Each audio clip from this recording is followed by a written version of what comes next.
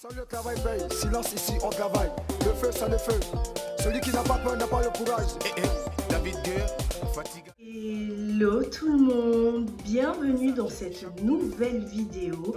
En tout cas j'espère que les fans du coupé décalé et plus précisément de Doug Saga sont là. Parce qu'aujourd'hui c'est aujourd'hui. On va parler du président, mais avant n'oubliez pas de vous abonner, de commenter, de partager la vidéo. Et sans plus tarder, c'est maintenant que ça se passe. Let's go to the video.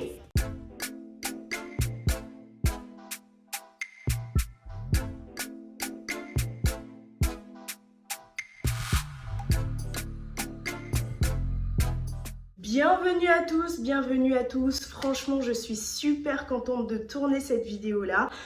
Comme vous le savez, c'est une vidéo qui fait partie de la série de vidéos sur la vraie vie des stars. Qu'est-ce que certaines stars qu'on a un peu laissées de côté, mais qui ont marqué leur temps, qu'est-ce qu'elles deviennent aujourd'hui pour celles qui sont décédées et qui ont fait un grand boom, vraiment relater leur histoire, rappeler qui elles étaient pour aussi faire vivre leur mémoire, bien sûr. Donc aujourd'hui, comme vous l'avez vu dans le titre de la vidéo et en intro, on va parler de Doug Saga. Alors franchement, trop contente de parler de lui parce que oui, à moi aussi, il a énormément marqué mon enfance et c'est juste très émouvant. De réaliser cette vidéo là, toutes les recherches que j'ai faites, voilà, ça a été très bouleversant pour moi, mais je suis vraiment très fière par la même occasion d'honorer sa mémoire aujourd'hui. Doug Saga a fortement contribué à populariser d'abord en Côte d'Ivoire, puis à travers l'Afrique et les autres continents, le coupé décalé, avec, comme vous le savez, Lino Versace et Borosangui, avec qui il formait la Jet Set. Pour ceux qui se souviennent pas de la Jet Set, regardez ça. Papa Konya, tes enfants te saluent. Freddy Asoba, l'arrangeur international.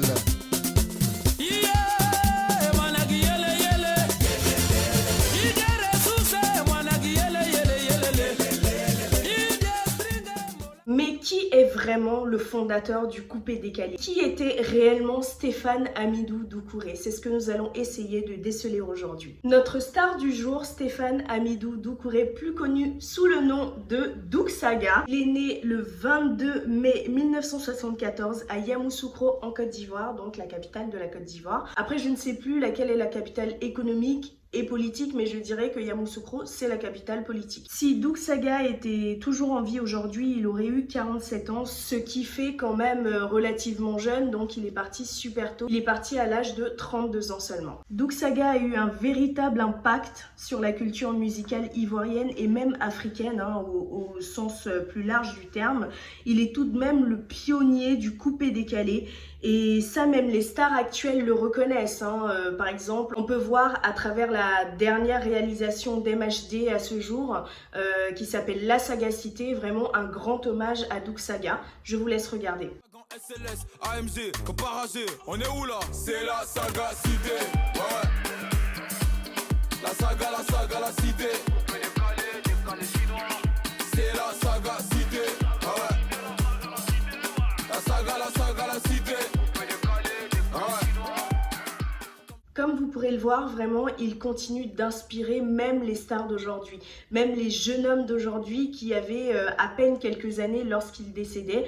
Ça vous montre à quel point cet homme-là a eu un impact réel parce que voilà, MHD, vous le savez très bien, il n'est absolument pas ivoirien, qui de surcroît est né en France, a grandi en France. Connaître Doug Saga au point de s'en inspirer, c'est juste mais génial quoi. Je trouve que malgré le fait qu'il ait été présent seulement quelques années, il a fait un boom mais total et voilà, personne ne l'oublie, on continue de s'inspirer de lui aujourd'hui. Durant ses interviews, Doug Saga, il parlait très peu de sa vie avant le coupé décalé, de son enfance et tout ça. Mais dans une interview en particulier, il avoue à demi-mot qu'il n'est pas né dans l'opulence, clairement, et que par faute de moyens, ses parents ne pouvaient pas lui apporter tout ce qu'il voulait, tout ce dont il avait besoin. Raison pour laquelle, quand il a eu ses propres moyens, quand il a commencé à vraiment devenir une célébrité, il en a abusé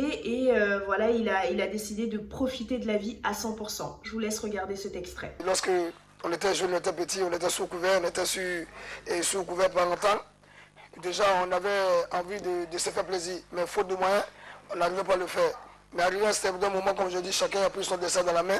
Aujourd'hui, le minimum qu'on a, on essaie de le matérialiser en essayant de vivre de notre vie. C'est donc assez tôt que Doug Saga a compris l'importance que l'argent avait dans la vie de tous les jours et surtout le pouvoir que cet objet unique pouvait procurer clairement à la personne qui la détient. Sur cette même interview, il y a eu un point qui personnellement m'a mise un petit peu mal à l'aise parce que voilà, la journaliste lui demandait clairement de quoi il vit en fait, de quoi il vivait et franchement il n'était pas forcément très clair sur ses propos. Je vous laisse regarder cet extrait. Moi je vis de mes cachets dans le pays, je tournais dans pas mal de 15 pays au bout de 2 mois, 3 mois. Donc ça veut dire que les cachets que je prends sont les cachets conséquents. Donc je vis de la musique. Avant j'étais un homme d'affaires, je faisais mes propres business.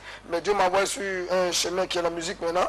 Et donc j'ai abandonné toute activité de business. Donc je me consacre seulement qu'à la musique. Mais apparemment tu ne veux pas parler de tes business avant la musique. Parce que quand tu es arrivé en 2001, tu n'es pas venu sur la scène musicale avec le titre de chanteur. Ouais. Voilà, tu étais quelqu'un qui faisait le malin, le boucan, comme tu dis. Donc tu vivais quoi, de quoi à ce moment-là? Donc c'est gars, tantôt on dit que c'est un voleur, tantôt on dit que c'est un bruteur, tantôt on dit que c'est un bandit. Mais moi ce que je leur dis, c'est que je n'ai pas... J'ai un casier judiciaire qui est vierge du côté d'Abidjan, à Paris comme à Londres, dans le pays où je réside. Et je ne connais pas ce qu'on appelle l'univers carcéral. Je faisais de la vente de voitures de gros calibre. Et j'avais des partenaires du côté de Luxembourg et de Bruxelles. Et ce n'était pas vraiment très clair, sachant que je ne sais pas si aujourd'hui ça a changé, je l'espère, mais il faut savoir qu'à cette époque, vivre de son art en tant qu'artiste chanteur en Côte d'Ivoire, c'était plus que compliqué, à moins d'avoir été chanteur quasiment toute sa vie et d'avoir atteint le niveau peut-être de Baïs Pinto, Aïcha Koné, vraiment de très grandes voix. Mais lui, il est arrivé, mais vraiment comme un cheveu sur la soupe, avec énormément d'argent et il ne s'en cachait pas. Et ça, c'est pas très bien passé en fait au début aux yeux du public parce que les gens commençaient clairement à se poser des questions. Ils se disaient bon, il y a un jeune homme, il est beau, il se tient bien, il présente bien et tout, mais de quoi il vit clairement, d'où est-ce qu'il tire cet argent-là, vous voyez? Et petite info, c'est à cette même période que a surgi en fait l'activité des brouteurs. Pour ceux qui ne savent pas ce qu'est un brouteur, je vais vous laisser une petite définition ici de ce que c'est. Il y a plusieurs documentaires disponibles sur YouTube qui traitent du sujet, très intéressant. Donc si vous êtes intéressé, n'hésitez pas à aller vous informer là-dessus. En 2002, la Côte d'Ivoire connaît une période très difficile. Elle est en pleine guerre civile, les Ivoiriens souffrent. Cette guerre civile fait évidemment des milliers, pour ne pas dire des millions de déplacés de guerre. C'est vraiment un moment très sombre de l'histoire de la Côte d'Ivoire. C'est une période très difficile vraiment pour les Ivoiriens. Donc lorsque ce jeune homme fringant, classe, riche comme je vous l'ai dit, et même je dirais franchement imbu de sa personne, parce que Doug Saga est un adepte de l'auto-pro-dada. Qu'est-ce que j'appelle l'auto-pro-dada? C'est le fait voilà, de dire je suis le meilleur, je. Vous voyez, c'est moi, je passe, on doit me regarder, on doit me voir et tout. C'est un adepte de ça, il sait ce qu'il vaut, il sait ce qu'il est et il ne se cache pas de ça auprès du public. Ça aurait pu passer pour de l'arrogance, mais pas du tout, ça passe pas du tout pour de l'arrogance. Les Ivoiriens voient en lui une sorte d'espoir, vraiment de sortir de leur quotidien très difficile à gérer. L'arrivée vraiment de Doug Saga leur a permis de s'évader un peu du calvaire qu'ils vivaient, clairement, depuis des mois. Donc ils se sont attachés à cet homme, à ce personnage qui les aidait à sortir un peu de leur quotidien. Et en y repensant, je me dis mais c'est fou. Moi, dans mes souvenirs, parce qu'il faut savoir que j'ai quitté la Côte d'Ivoire à l'âge de 10 ans. Je crois qu'on était en 2005 ou 2006, quelque chose comme ça. Et avant de faire les recherches pour cette vidéo-là, pour moi, Doug Saga, ça avait été peut-être une présence en Côte d'Ivoire, peut-être de 10 ans. Pour moi, Doug Saga avait littéralement toujours existé. Je n'avais pas conscience que, en fait, il avait fait ce gros boom là que en l'espace de 3-4 ans. C'est juste mais exceptionnel en fait. D'ailleurs, temps mort, petit sondage. Pour vous, est-ce que Doug Saga est un chanteur, un rappeur, un slammer ou autre? Vraiment, exprimez-vous dans les commentaires, j'ai hâte de vous lire. Parce qu'il y a des gens qui disent que c'est un chanteur, mais pour moi, il ne chante pas vraiment en fait. Il ne rappe pas vraiment non plus. Il fait quoi en fait? Donc, selon vous, c'était quoi clairement son style musical? J'attends vos retours dans les commentaires. Il faut savoir que le terme coupé-décalé vient de l'argot ivoirien. Voilà, c'est un terme qui est composé de 2 différents mots. Le premier mot, coupé, qui signifie voler, tricher, arracher si vous voulez.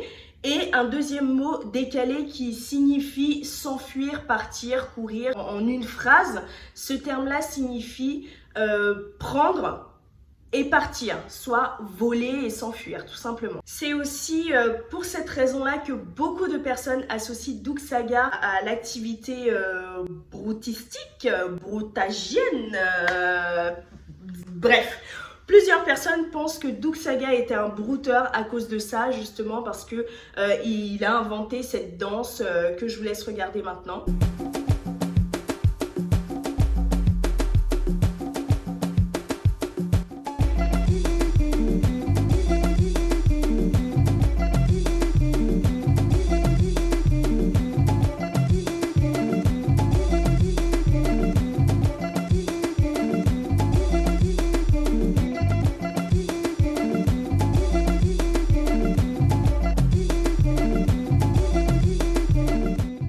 Comme vous le savez, à cette époque-là, se faire de l'argent autant, c'était vraiment très très rare. Vraiment, encore une fois, je vous rappelle qu'on est dans une Côte d'Ivoire qui est en pleine crise, qui peine en fait à sortir de ces moments de galère. Et voir un jeune homme comme ça arriver de nulle part, commencer à travailler sur les gens, c'était un peu... voilà, les gens comprenaient pas trop, même s'ils kiffaient, mais il y avait quand même cette petite partie d'incompréhension là derrière. Alors, concernant le travaillement, c'est une pratique qui est aussi observée dans les pays orientaux. Mais le terme travaillement en lui-même vient de l'argot ivoirien, encore une fois.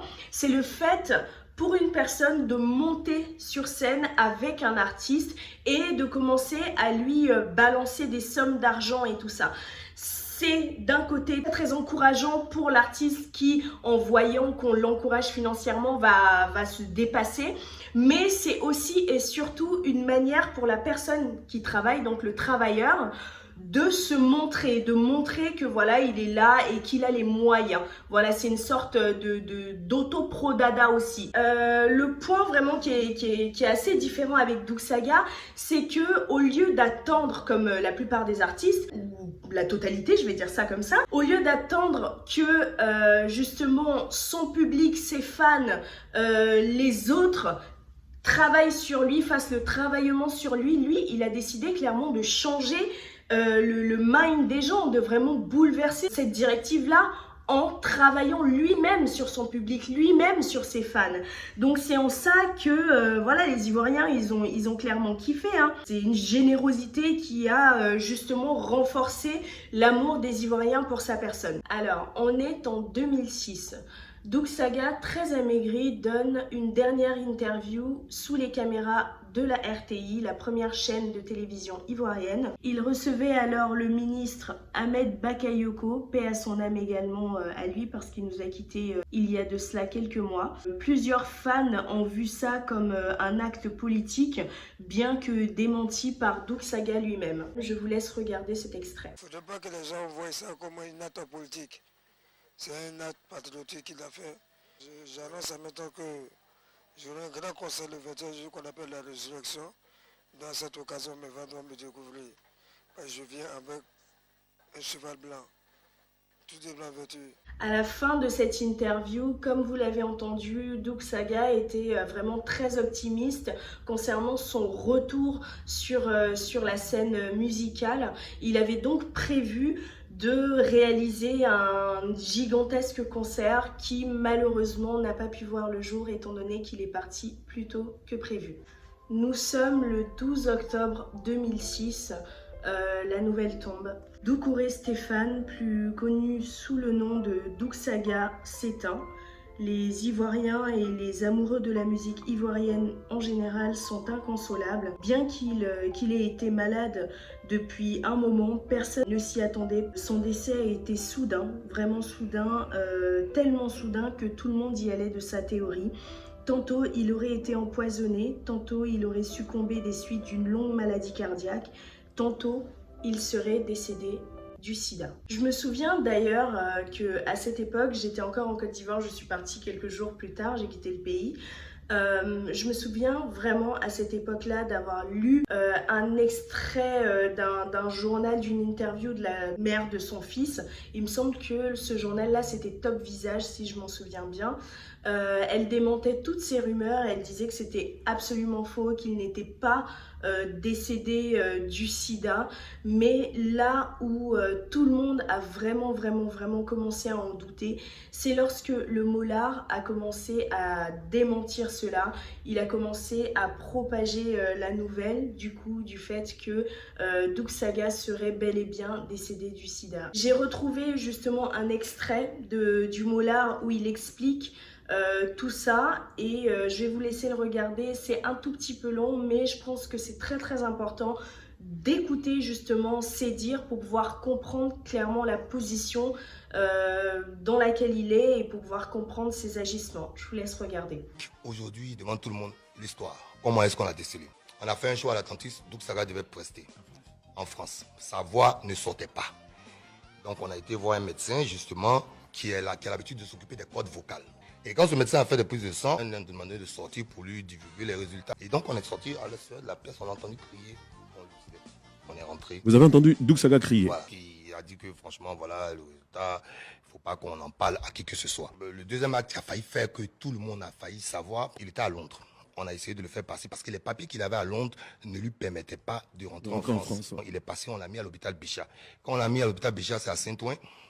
On a utilisé les papiers d'un Camerounais. Les associations humanitaires qui sont en France ont emmené un courrier chez le monsieur. Sa femme a découvert. Elle a dit, toi tu as le sida, tu me dis pas machin. En voulant changer d'hôpital, on a un ami qui s'appelle Gauthier Lavivace qui travaillait à l'hôpital cantonal de Genève, au service comptabilité. On lui a demandé, en fait, si on pouvait mettre Doug Saga à l'hôpital en Suisse. Il a dit oui, il n'y a pas de problème. Et on n'avait pas expliqué à Gauthier, en fait, de quoi Doug Saga souffrait. Il y a eu un incident qui a gâté le travail de Gauthier, qui ne travaille plus maintenant dans n'importe quel truc hospitalier. Il est parti regarder le dossier médical de Doug Saga avec son numéro, alors qu'il n'est pas médecin, il n'a pas le droit. Il a regardé le dossier médical, il en a fait des copies. Les frais d'hôpitaux allaient être très élevés. On a contacté l'ambassadeur Béquet, qui a contacté le président de la République de l'époque, Gbagbo, qui a décidé de prendre en charge les frais médicaux. Aujourd'hui, le traitement, il faut le suivre à vie pour les personnes qui sont atteintes du sida, justement. Il faut suivre le traitement à vie pour espérer justement pouvoir vivre plus longtemps. C'est possible aujourd'hui de vivre très longtemps en ayant le sida. C'est possible aujourd'hui, par exemple, pour une personne qui a le sida, d'avoir des enfants naturellement sans infecter son ou sa partenaire. Parce que justement, ce traitement-là va aider à endormir le virus, en fait, au point de ne pas pouvoir être contagieux, en fait. Et justement, sans la prise de ce traitement-là, c'est assez difficile de pouvoir continuer à vivre. Lors de cette même interview, le Mollard a confié le pourquoi du comment il avait du coup révélé cette nouvelle pendant que ça aurait pu faire de la peine, et ça en a fait, de la peine à la famille de Doug Saga. Écoutez sa réponse. Il y a quelque chose qui m'a choqué. J'ai été en concert au Mali, j'ai été voir des malades. Ils n'ont pas accès à leur famille. Leur famille ne les rejette complètement et totalement. Je me suis dit que en tant qu'artiste, en tant que porte-voix, il faut que j'en parle. Mais le meilleur exemple pour en parler, c'est Stéphane. Parce que les gens veulent en faire un secret, mais Le sida n'est pas une maladie de la honte, je le dis, je le répète, c'est pas une maladie de la honte, il y a des maladies qui tuent plus que ça. Est-ce que après les révélations sur la maladie de Douk, est-ce que la famille a réagi par rapport à ça, disant que tu as mal agi ou pas? Est-ce que non, la famille... il n'y a que la mère de son enfant qui a dit que non, je ne peux pas imaginer que tu as dit ça. Son oncle n'a rien dit. Alors, je ne sais pas du tout ce que vous en pensez, mais selon moi, l'intention de base, s'il dit la vérité, pour moi, l'intention de base est noble. Après, c'est une question très compliquée, surtout en Afrique où, comme lui-même il l'a dit dans cette interview-là, c'est une maladie de la honte, c'est une maladie voilà, que personne n'a envie d'afficher. Généralement, de toute façon, quand on est malade, on n'a pas envie d'afficher ce qu'on a, voilà, de peur de paraître faible quelque part. Donc, je pense qu'en ce sens, avant d'agir, il aurait pu au moins vraiment avoir l'avis de la famille de Douk Saga, de son ami, avant de divulguer ça, en fait. Même s'il voulait placer Douk Saga en martyr, je vais dire ça comme ça, en fait, la décision ne devait pas être prise par lui entièrement, en fait, voilà. Donc en ça, je sais pas trop, mais il a été maladroit selon moi. Il y a de cela quelques années, la maman du fils de Douk Saga a encore une fois repris la parole en confirmant que Douk Saga n'était absolument pas décédé du sida. Je vais vous mettre le lien vers l'extrait de cette vidéo-là en barre d'infos, vous regarderez et puis je sais pas, finalement je sais pas trop quoi croire, mais le plus important c'est vraiment de se souvenir de l'art qu'il a apporté, de la joie qu'il a apporté en Côte d'Ivoire, et je préfère vraiment me concentrer, me focaliser sur ça au lieu de chercher à savoir de quoi il est mort et tout ça, c'est le moins important je pense. Douk Saga a inspiré plusieurs artistes, vraiment plusieurs artistes, en passant par Arafat et MHD pour ne citer que. D'ailleurs, je vous repasse l'extrait de la dernière chanson d'MHD qui s'appelle La Sagacité. Vraiment, c'est grave le feu.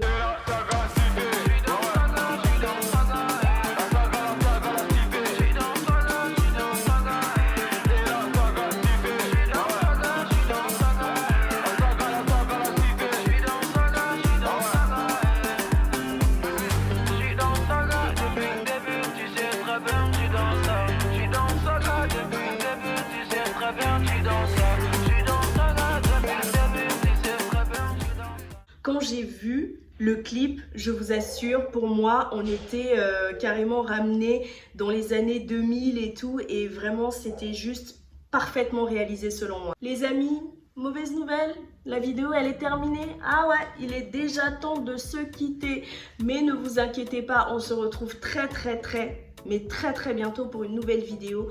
Dites-moi dans les commentaires ce que vous avez pensé de celle-là, j'ai trop hâte de vous lire. Dites-moi aussi dans les commentaires quel impact la musique de Douk Saga a eu dans vos différentes vies. Et mis à part ça, j'aurais voulu vraiment aborder plus de choses parce que c'est un personnage haut en couleur, vraiment, il y a beaucoup de choses à dire sur lui, mais bon, ce n'est pas grave. J'espère en tout cas que j'ai pu, l'espace d'un instant, honorer sa mémoire et faire découvrir à ceux qui ne le connaissent pas du tout, un petit peu, vraiment leur faire découvrir quel personnage c'était, quel personnage c'est encore aujourd'hui, parce que son personnage ne disparaîtra jamais, je pense.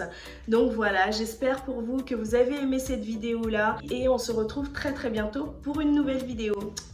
Ciao!